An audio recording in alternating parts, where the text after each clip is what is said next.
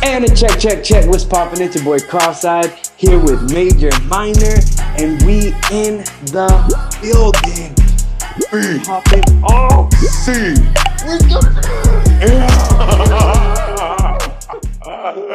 Very excited because I got to we got our Google Ads account. We got our Google Ads account back. Yeah, so we're now, coming out with the merch. Yeah. It's time. You know it's time. I mean? If this is the time to support us, man. This is the time to support us. Yeah. In this journey. We're about to come out with some merch. You know, we had to fix our Google Ads before we could make merch for you guys to be able to support us. Or just to rock out with the Vice City Mafia gear because it is raw. Fresh and they're coming. So stay tuned. By hopefully next episode, we're gonna be up and running. You know what I mean? We're just letting you guys know that it's on the way. You know what I mean? We got everything in a line. We don't stop. We're consistent. We keep on going. Yeah. What are you doing?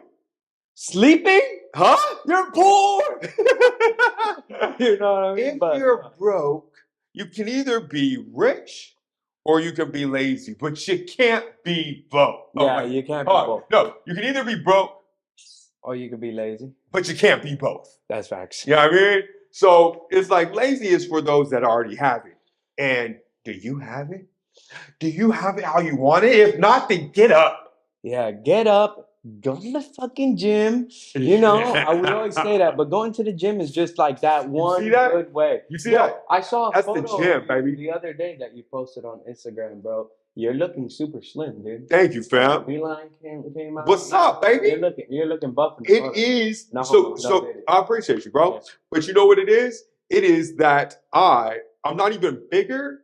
I am just running because I'm training for this marathon, and running more has slimmed me down and actually made me look bigger because the fat is gone. So it's all about proportions. I tell people this all the time, right? They're always like, oh, I want to put on muscle or I want to drop fat. But it's really the relationship between your overall body weight, your skeletal muscle mass, and your body fat percentage. It's a play in all of those, man. So it's like my muscle mass has stayed the same, thank goodness, and my body fat percentage has gone down just because I've been training for this marathon and running, man. But the running thing has been a beautiful thing. It's introduced me to a new community of people, man, because runners specifically are okay with pain, and they have the mentality to push through even when they're feeling uncomfortable. And so those are the types of people. David Goggins is a great example, man. Yeah. He is like the extreme of it, right? Yeah. But super disciplined. He used to be a fat fuck. He did. Yeah. And for instance, I went to this run club today, bro, and it was amazing. The people I met, right? There was a cold plunge, a sauna, and everybody runs together. And it's on a Saturday. It starts at 8:30. So who the fuck is getting up on a Saturday to run on their own free will? You know what I mean? To put themselves through a cold plunge, then to go into a sauna, lit people. That's who. People that give a fuck. That's who. It's literally people that care. That's who. Yeah, that's the way to the bread, bro. You gotta have that discipline in order to get the money, dude. Bro. Like people sit down, and sometimes I do it too. You know what I'm saying? Like this week, like bro, what I do yesterday? Oh, I slept all the way till 8 p.m. Right? What? Given I work at night. I'm kidding. So I work at night, so given a regular time for me to wake up would be like 1 p.m. Right. 12 p.m. You know what I'm saying? Those are times that I could do productive shit. Mm-hmm. Bro, yesterday I slept all the way till fucking 8 p.m. I woke up like, wow, I'm such a lazy fuck. You know what I mean? It's hard working nights though. Yeah. It is, but you could still... but there's no excuse. A lot of people think like, oh, I work nights so I can't do nothing. And that's a lie, bro, because I get out at 5 a.m., I get home. Sometimes you just stay up. 6 a.m. Yeah, like today I just stayed up. You know what I'm saying? I take power naps though. Yeah. Like, so I'm not dying because I'll have like micro naps. I'll be like, all right, I'm going to take a nap. Gotta get up. But I take micro naps, especially like before I go into work tonight. Like I'm gonna take a little micro nap. Yeah, see, I'll get everything done doing micro naps. And given not everybody could do that, but sleeping till 8 p.m. is like a waste. You know what I'm saying? Yeah, I mean, I think it's really specific to the person. So I think that you have to find out the amount of hours that you can sleep and function on? What's the least amount of hours you can sleep and still feel rested? Well, if you're young, if you're like around 25, around my age, you know what I'm saying? 30. I still think 30 also. Like, you should, 6 hours should be enough for you. Nigga, I sleep 6 hours. But that's what I'm saying. Yeah. I think it doesn't matter. It depends on, I don't think it matters on age. It depends on how much do you enjoy your pursuit of your goals, right? Because for me, bro, any more than 6, I feel like I'm wasting time. If you're 18 and you're sleeping 8 hours, 12 hours, you're fucking wasting your time. Bro, if you are 40 and not where you're at and you're sleeping 8 hours, you're wasting time. Yeah, you know what I mean? It's like but this. Like 18, all right, 40, you're kind of like sometimes people at 40, it's just that stage of acceptance. Like a lot of 40-year-olds be like, "Oh, I'm never gonna be rich." No, but there's a lot of 18. There's a lot of ambitious people. But there's a lot of 18-year-olds that are like that too. Yeah, they're like, "Oh, I'm not gonna be shit." You know what I mean? "Oh, I'm gonna die." My favorite. If you're 18 and you are thinking that this is it for you, bro, like, yo, you know what? Like, stay where you're at. I need someone to pump my gas. There's a study recently that came out that in America that links to depression, that most people think their lives are over at 26. And that's because you stop searching for novel experiences by 26, right? And that is what the trend is, but it doesn't have to be that way, right? So that's why if you're in a relationship with your girlfriend at 26, find your wife. No, I'm kidding. You know what I mean? No, I don't think getting married too young is a bad thing. But I mean, I think to think at like 20 years old and like 26 years old that it's over for you when you have so many examples nowadays, like David Goggins, who wasn't shit until he was around after 30. And then like ain't nobody know David Goggins but in his 20s. If you look at the trend of millionaires, right? Most of them happen after 35. But we just are seeing social media and you see a group of young people showing that they're millionaires, but actually are not, right? So people get it twisted that if they don't have success by a certain age, that it is impossible, and they recede into the darkness and they don't allow for themselves to have the ambition. But the thing is, bro, it's not over till the game's over, till the lights are out. I also blame hip hop. You know what I'm saying? Because a lot of people, like, you know, die young, leave a good looking corpse. Yeah, of course. That's a Jay-Z line. Who do you look at mostly? Like when you're looking at millionaires, right? You're looking like, all right, if I see a man pull up in a McLaren, I'm not gonna automatically think this guy's a doctor. I'm gonna be like, oh, he's a scammer, or he's a rapper. Depends on where you're from, though. Because if you're in the Hamptons, right, or if you're in, like, let's say a suburban New Jersey, and you see somebody in a McLaren, chances are it's an old rich white man. You know what I mean? It depends on where you're from and the experiences that you've had and who is successful. So it just happens to be that most minorities, the ones that they see be successful, or happen to be into some illegal shit, right? Miami especially, right? Miami's one of those. But I'm saying, like, if you're in North Dakota, I don't think anybody has a McLaren in North Dakota, but if you are, comment. You know what I mean? But like, if you are, like, let's say in Malibu, right? Yeah. In Malibu, in California. If you see somebody in a McLaren, they could be in real estate. They could be in cybersecurity. You know what I mean? Like, they look like, you know. Yeah, I mean, I guess, you know, but it's not like the first thought that comes to your head when you see someone roll up in a McLaren. You know what I mean? It depends on who it is. But if you see a 60-year-old white guy roll up in a McLaren, you think he's a drug dealer? Nah, I see a 6-year-old white guy roll up in a McLaren, I'm going to think he's retired. Right, exactly. Like, so I was like, that's not always your first thought. But check this out. So I was at my gym, right? Yeah. And big swole ass black dude wearing some Rick Owens in the gym. Damn. Fat ass chain. Right? Jacked as shit. You know what I mean? And I was like, hey bro, like, you know, oh, how you doing? I was like, what do you do? It's always a fun question, right? And he was like, and first, no, I asked, where are you from first? No, you're right. I actually said, damn, nigga, Ricky's in the gym? You're wild. And he was like, yeah, fam, yeah. And I was like, hey, where are you from? He's like, Toronto. I was like, oh, shit. So we got chopping up, and he asked me what I did. You know what I mean? I let him know. Then I asked him what he did. He's like, oh. And I'm expecting, trapper, rapper, influencer. He's like, I trade crypto. And I was like, what? He's like, yeah, man. He's like, you got to get it now. He's like, they always try to sell you crypto. He's like, Ethereum and Bitcoin are going to crazy numbers in 2025, fam. Any extra money you have, you got to put it down now. My Toronto accent's pretty far. I got 10 racks in Ethereum. That's far. I'm not pulled it up. It's about to go up. Yeah. He said his prediction was that Bitcoin is going to hit 200K. Damn, no, hold on. That's a crazy prediction. Yeah, that's what he said. You know what the thing is? I bought Ethereum because it's cheap and I wasn't doing nothing with the money. And I always figured, like, sometimes I always be thinking I'm going to pull it out. But I'm sorry to change the topic. But, like, I always feel like if I leave it there, I still have something. You know what I'm saying? I'm a man that, like, you can never have a lazy day, right? Or you have to set up your days. Because some days you get lucky.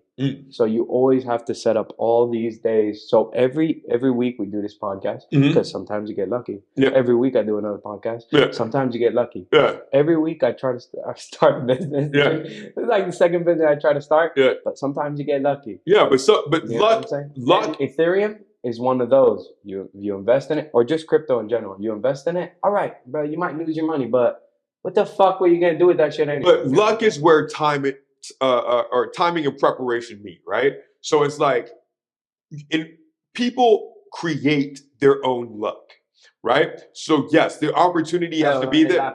So yes, there's chance opportunities that come across your face. And you don't want to miss it. But you have to be prepared to make the move when that opportunity is there.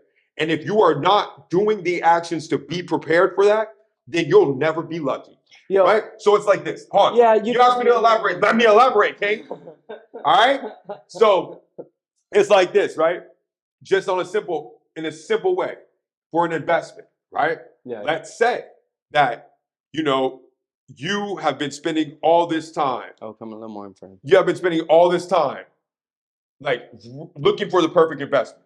And then, boom, it comes across your face, but you have no money to invest. You're going to miss the opportunity. And then you're going to feel you're unlucky, right? Yeah. And so it's just like you weren't prepared for the luck that God bestowed upon you.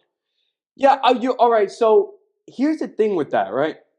I'm an individual that is I'm very skimmy when it comes to paying for shit. Like, I take my time. Like, we needed a new computer so I could be able to edit all this shit quicker. It took me like 5 months? Yeah. Before I was like, all right, we need to get it for sure now.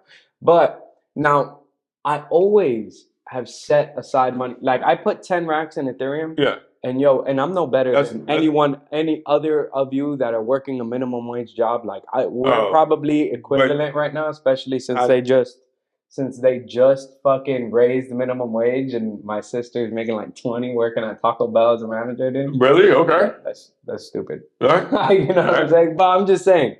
So, I make a little extra cash, but I've always put money away. So now I'm not one to think that you need to save and leave it in the bank. So I grab shit like Ethereum. I grab shit like S&P. You have to make your money work for you, right? Yeah. So I grab S&P 500, Ethereum, and I have some money put away for opportunities, like when you had the studio. You know what I'm saying? Yes. And I was like, yo, dude, I wanna put some money. I wanna help out over here. You know what I mean? And that's where you were ready for an opportunity, right? But so the secret to success is the boring shit. It's the delayed gratification, right? Can you say no to the things that look pretty in the moment for the big yes? You know what I mean? Yeah. So even with like kicking it with people, right? And I'm saying no, right? It is because I'm saying yes to the main thing. You know what I mean? And a lot of people miss that, right? A lot of people want to upgrade their lifestyle immediately. Yeah, and you get stuck. Sometimes you'll get stuck. Like, sometimes, who was it that said it? All right, it's some famous guy that said it, right? Us. Yeah. Probably us, dude. It's probably us. But there's some times where you'll get like, let's say an opportunity comes, and this is where I have trouble, right? It's like when that opportunity comes, you don't have trouble here. But and then you gotta take that risk. Like I'm in a position right now where I'm a manager of a strip club. You know what I'm saying? It's not the most glamorous title, Right. but it does make hella fucking money. Right. You know what I'm saying? So to sometimes to risk it, you start questioning, fuck, but I'm comfortable. Burn the shit, nigga. Yeah, sometimes you just need to like throw it all away and risk it, dude. Every time, it's not, but it's not throwing it away though. That's what I'm saying. But look at Jeff Bezos. Jeff Bezos quit good ass. That's what I'm saying. It's not. But that's what I'm saying. It's not throwing it away. It is just time to move on. So it comes to perspective, right? And I've lived enough to know that I always regretted not moving sooner and figuring it out. Because when you are taking that risk, what you doubt is your ability to follow through. That's what the doubt is. It's not the decision. It's, am I going to really see this through? And what I've found that if I half step into it, then you'll never see it through because there's going to be a period of time where it's hard.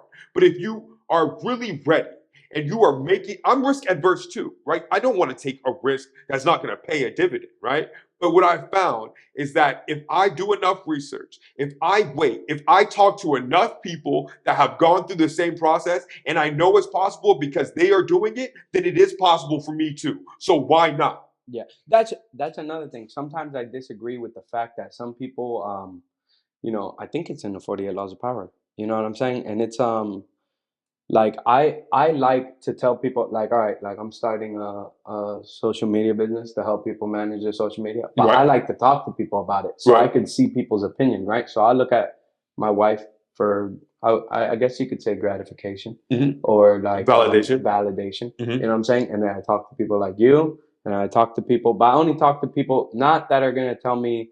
I don't talk to like negative people. Well, like, I won't look at someone that's a bum and be like, what do you think about this? Yes. So you always have to question the source. Yeah, yeah. Right? So I pick a source, and I don't pick like I won't base my success off of the person's opinion, but I'll take their opinion into consideration. The best people to ask about where you're going are the people that have been there before. Yeah. Right? So I only ask opinions of people who have the experience that I desire. Right? Yeah. So it's like if somebody has had shitty luck their whole life, I'm not going to ask them about taking a risk. I'm going to ask a motherfucker that took the risk because I do need to hear the negative though. I do need to hear that there was a point in time where they didn't know that the direction they were going was the right one, but they stuck with it and saw it through and got there regardless. I need to know that it's okay to have those emotions, right? So when I'm in the thick of it and I'm like, did I make the right decision? That yes, you did. And you just must keep on going forward, even when everybody around you doesn't see it, but you have to see it from the inside out. Yeah. You need that. And then you pay it back and you pay it forward to motherfuckers that have the same doubt. And you be truthful about how you felt. Because it's not always gold, nigga. It's not always positive. That is the thing. Yeah. Yeah, the route to success is... That is the devil that tries to knock you off your pivot, bro. That is the doubter of your faith. Yeah. And it's how do you stay steadfast? And that is why it's important for me to have a belief in a higher power, belief in a God, a connection with God, right? Because it's like when everybody else is just being human and being into their own shit, what's going to bring you through? Yeah, yeah, bro. Religion helps me personally. You know what I'm saying? Oh, I know. It's not. You know what? It's not religion. It's the knowledge of knowing there's something greater than myself. You know what I mean? Mm-hmm. Given I chose a religion. You know what I mean? But it's more the aspect of when I'm like, sometimes I'm in my head and I'm like, fuck, I don't know if this business is gonna work out. Fuck, how am I gonna make the money? Fuck this, that, and I'm like this. You know what? No, God got me. You know, why am I sitting here worried? And I give my worry to God, and I'm just like, I need to push through. I'm sitting here struggling, telling myself, yo, how am I going to get this? How am I going to get this? And not coming up with a solution. Yeah. So then I sit down and I'm like this. All right, God, help me come up with a solution. You know, I don't ask, God, give me $1 million. You know what I'm saying? I'd be like, help me come up with a solution so I could get to where I need to get my family to where I need to get them, and to get my friends where I need to get them. You know what I mean? Yes, bro. And that's why I'm a big proponent of prayer and meditation. Yeah. Prayer is asking the questions, and meditation is listening to the answers, right? So it's just like, I like that. Yes, bro. So you know what I mean? Because it's just like so often we're involved in the action of asking, right? But when do you take the time to receive the answers, right? And that's where the meditation, if it's just 5 minutes, 10 minutes, right? It's the time where I can really like just wipe my mind clean and breathe and allow me to be a vessel for whatever information I need to move forward. Because yes, I have asked and I've prayed for it. But if you're doing it, it's just a one-way conversation. You must set aside time to let God speak back. You know what I mean? So yeah, and God doesn't speak back by coming to you and being like, "This is what you need to do." Sometimes it could happen like that. I mean, it ain't happened to me like that. But I'm just saying how it happens to me is like, let's say, all right, for instance, I switched jobs again, right? I was at another managing job, and I went back to my original managing job. I hear that. And I was sitting there, and I was like, God, come on, dude. I was like, if you do not want, I was like, if you do not want me in the strip club, if you don't want me pimping these hoes, nah, I'm just kidding. If you don't want me in the strip club, you know what I'm saying? Help me get out. Give me a solution to get out of this devil's playground. Yes. I go, because this is what I need in order to start my family. Yes. And then, bro, so then my uncle hits me up, right? Like next week. He's like, hey, we should start a business, dude. And we make content for people because you already make content. I make content. Right. People always asking me. I'm like, yeah. Blew it off. Next week, you hit me up. God talking to you, though. That's what I'm saying. Yeah, you hit me up, bro. You're like, hey, bro, pull through. I'm gonna shoot you some break. Can you shoot me some content? I was like, bro, yeah. I'm going on a cruise, but after the cruise, yeah. And I was sitting back, and I was like, all right. And I'm back at my other job, and the owner looks at me and goes, hey, maybe you could help my wife make some flyers for the club so we could get this promoted again. I was like, yeah. And then the other manager's like, yeah, yo, you were so good at the flyers, we could start making flyers to boost the club up. And I was like, yeah, I don't really give a fuck. You know what I'm saying? And then my uncle hits me up again. He this is like 2 weeks later.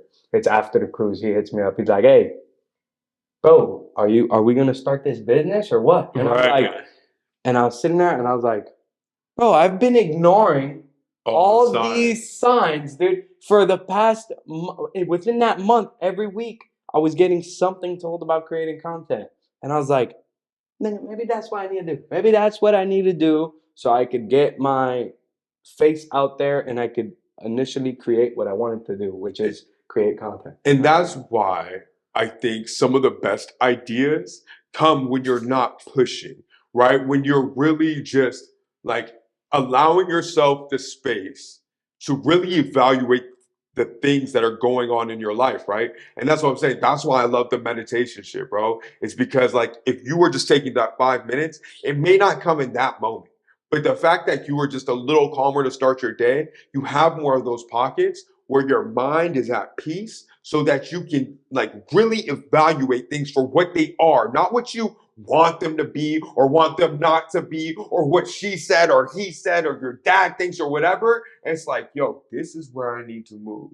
And this is how I need to take action. Yeah. And then doing the things that really get you to where you want to be. Not moving out of fear, not moving out of pretension, not moving out of ego, moving out of sheer purpose, bro. It's the best feeling. Yeah. And you never go wrong. Like when we're here, this is purposeful. I always feel fulfilled at the end, bro. Yeah. Same, you know what I mean? So that's how I know I'm walking in alignment with my purpose. Yeah, dude. And you know, another thing, right? I think a lot of people have challenges chasing success because some people, like at work, sometimes I see people too eager to, and yo, shout out to the owner, you know what I'm saying, of the club who took me back, and he's brought me to the successful point I am now. But bro, like some people are so like, let's say someone works at McDonald's, they're like, oh, I need to make the best burger, right? I need to fucking make the best burger so I could become a manager here. And then one day, and bro, I always look at people like that and I'm just like, bro, listen, dude, like homie is the owner.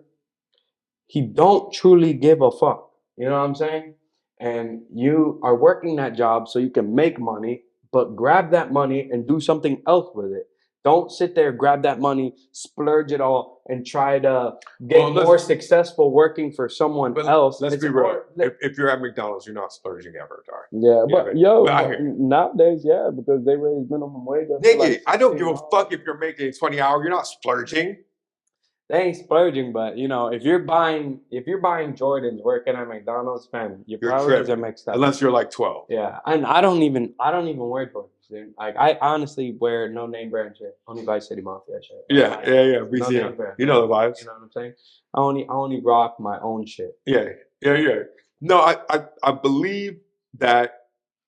Like if you're buying Louis Vuitton working at McDonald's, dude, fam, you are losing in the race. I don't think you're losing the rat That would race. Be literally your whole you're paycheck. Stuck in the matrix. No, but it's over for you, bro. Wake up. Everybody there's this great video of Ronnie Coleman. Do you know who that is? Yeah. The bodybuilder, right? He's like, everybody want to be a bodybuilder, but nobody want to lift these heavy ass weights. Yeah. You know what I mean? And Paul Mooney has another joke where he's like, everybody want to be a nigga, but don't nobody want to be a nigga. You know what I mean?